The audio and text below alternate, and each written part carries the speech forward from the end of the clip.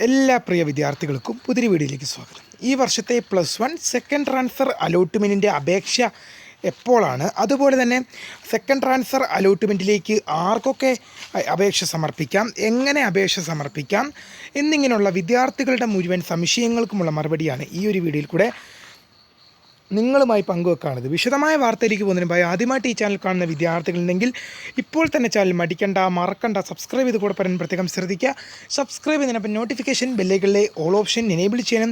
ചാനലിലെ വീഡിയോസ് നിങ്ങൾക്ക് ഉപകാരപ്പെടുന്നുണ്ടെങ്കിൽ എൻ്റെ പ്രിയപ്പെട്ട ചെറുപ്പക്കാർ ഇപ്പോൾ തന്നെ സബ്സ്ക്രൈബ് ചെയ്ത് വെക്കാനും സബ്സ്ക്രൈബ് ചെയ്തതിനൊപ്പം നോട്ടിഫിക്കേഷൻ ബെല്ലൈകളിലെ ഓൾ ഓപ്ഷൻ എനേബിൾ ചെയ്യാനും മറക്കല്ല. അപ്പോൾ നമുക്ക് നേരെ വീഡിയോയിലേക്ക് പോകുന്നതിന് മുമ്പ് നമ്മുടെ ചാനലിൽ വീഡിയോ കാണുന്ന 100 വിദ്യാർത്ഥികൾ വീഡിയോ കാണുമ്പോൾ 10 വിദ്യാർത്ഥികൾ പോലും ഈ ചാനൽ സബ്സ്ക്രൈബ് ചെയ്യുന്നില്ല. പ്രിയ വിദ്യാർത്ഥികൾ അങ്ങനെ ആവരുത്. തീർച്ചയായും സബ്സ്ക്രൈബ് ചെയ്യുക, നോട്ടിഫിക്കേഷൻ ബെല്ലുകളിലെ ഓൾ ഓപ്ഷൻ എനേബിൾ ചെയ്യുക. ഈ ചാനലിലെ വീഡിയോസ് നിങ്ങൾക്ക് ഉപകാരപ്പെടുന്നുണ്ടെങ്കിൽ തീർച്ചയായും ഒന്ന് ലൈക്കും കൂടി ചെയ്യുക, സുഹൃത്തുക്കളിലേക്ക് ഷെയർ ചെയ്യുക. അപ്പോൾ നമുക്ക് നേരെ വീഡിയോയിലേക്ക് പോകാം. ഈ വർഷത്തെ +1 ട്രാൻസ്ഫർ അലോട്ട്മെൻറ്റിലേക്ക് സെക്കൻഡ് ട്രാൻസ്ഫർ അലോട്ട്മെൻറ്റ് അപേക്ഷ എപ്പോഴാണെന്ന് വിദ്യാർത്ഥികൾ ചോദിക്കുന്നുണ്ട്. അപ്പോൾ അപേക്ഷ എപ്പോൾ എന്ന ചോദ്യത്തിന് സെക്കൻഡ് ട്രാൻസ്ഫർ അലോട്ട്മെൻറ്റ് ഉണ്ട്. അതെപ്പോഴായിരിക്കും? സെക്കൻഡ് സപ്ലിമെൻ്ററി അലോട്ട്മെൻറ്റിന് ശേഷമായിരിക്കും ഇനി ഒരു ട്രാൻസ്ഫർ അലോട്ട്മെൻറ്റ് ഉണ്ടാകുക.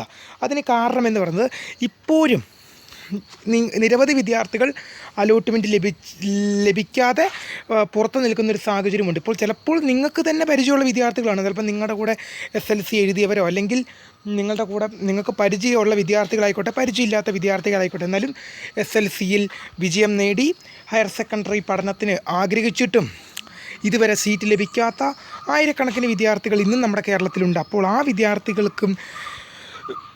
വിദ്യാർത്ഥികൾക്ക് വേണ്ടിയാണ് സെക്കൻഡ് സപ്ലിമെൻ്ററി അലോട്ട്മെൻറ്റ് നടത്തുക.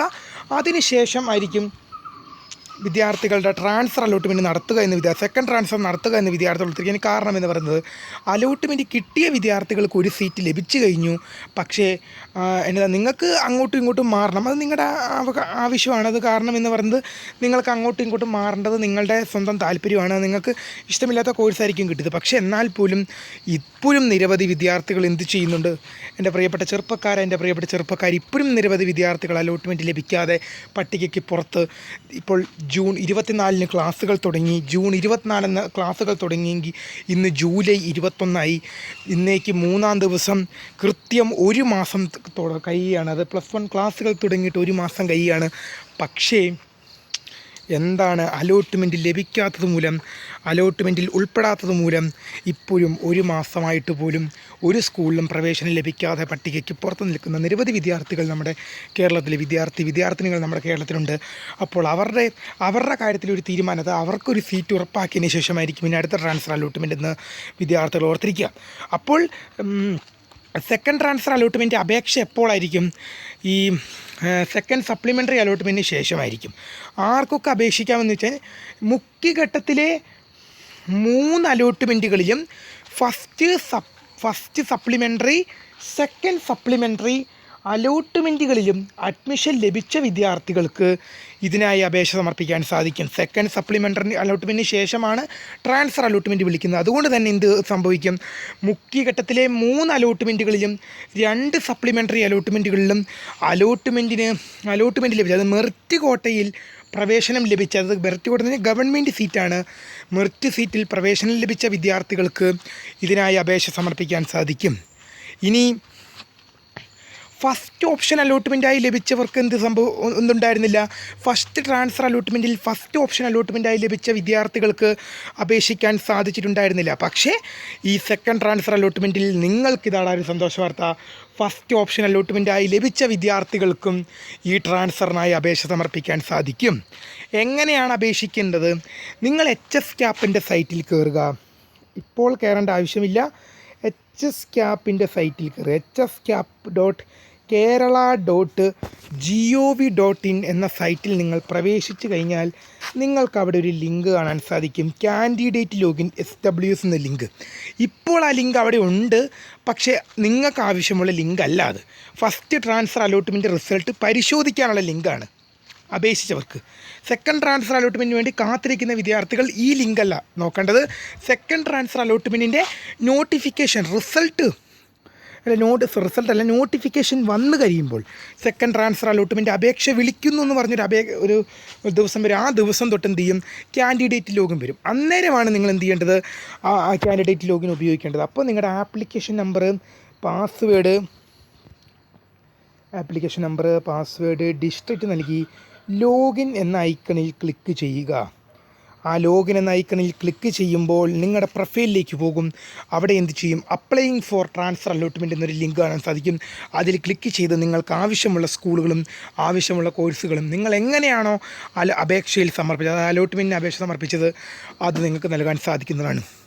ഇനി നിങ്ങൾക്ക് അപേക്ഷയിൽ കൊടുത്ത സ്കൂളുകളും കോഴ്സുകളും മാത്രമേ വെക്കാൻ പറ്റുള്ളൂ എന്ന് പല ചോദിക്കുന്നുണ്ട്. അതായത് നിങ്ങൾ അപേക്ഷ നൽകിയപ്പോൾ നിങ്ങൾ വെച്ചിരുന്ന സ്കൂളുകളും കോഴ്സുകളും മാത്രമേ ട്രാൻസ്ഫറിന് വെക്കാൻ പറ്റൂ എന്ന് ചോദിക്കുന്നുണ്ട്. അല്ല വിദ്യാർത്ഥികളെ, ട്രാൻസ്ഫറിന് നിങ്ങൾക്ക് പുതിയ ഓപ്ഷനുകൾ ആഡ് ചെയ്യാൻ സാധിക്കും. അതായത് നിങ്ങളുടെ അലോട്ട്മെൻറ്റ് പ്രിൻറ്റിൽ നിങ്ങളുടെ അലോട്ട്മെൻറ്റ് സ്റ്റാറ്റസിൽ ഉൾപ്പെടാത്ത സ്കൂളുകളും കോഴ്സുകളും വരെ നിങ്ങൾക്ക് ഈ ട്രാൻസ്ഫറിനായി അപേക്ഷ സമർപ്പിക്കാൻ സാധിക്കും. പിന്നെ സെക്കൻഡ് ട്രാൻസ്ഫർ അലോട്ട്മെൻറ്റിന്, സെക്കൻഡ് സപ്ലിമെൻ്ററി അലോട്ട്മെൻറ്റിന് ശേഷം നടക്കുന്ന ഒരു ട്രാൻസ്ഫർ ആയതുകൊണ്ട് തന്നെ പല വിദ്യാർത്ഥികൾക്കും സ്കൂൾ കോമ്പിനേഷൻ ട്രാൻസ്ഫർ നടക്കില്ല. കാരണം എന്ന് വെച്ചാൽ ഒരുപാട് വിദ്യാർത്ഥികൾക്ക് ചേഞ്ച് ആകാത്തൊരു പ്രശ്നം വരും. കാരണം എന്താണ്, സെക്കൻഡ് സപ്ലിമെൻ്ററിക്ക് ശേഷം നിലവിലുള്ള വേക്കൻസി അടക്കം ഫില്ലാവും. ഇപ്പോൾ നാളെ ഉച്ചയ്ക്ക് 2 മണിക്കാണ് second supplementary allotment vacancy list വരിക. നിങ്ങൾക്ക് ആവശ്യമില്ലെങ്കിൽ പോലും നിങ്ങൾ എന്ത് ചെയ്തോളുക, ഒന്ന് വേക്കൻസി ലിസ്റ്റ് എടുത്ത് നോക്കുക. നിങ്ങൾക്കതിൻ്റെ ആവശ്യമില്ലായിരിക്കും വേക്കൻസി ലിസ്റ്റ്, പക്ഷേ നിങ്ങൾ വേക്കൻസി ലിസ്റ്റ് എടുത്ത് നോക്കുക.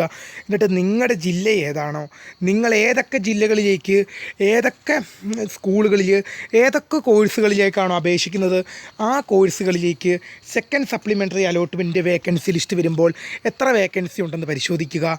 അതിന് കാരണമെന്ന് ഞാൻ നിങ്ങളോട് പറയുന്നത്, നാളെ വരാൻ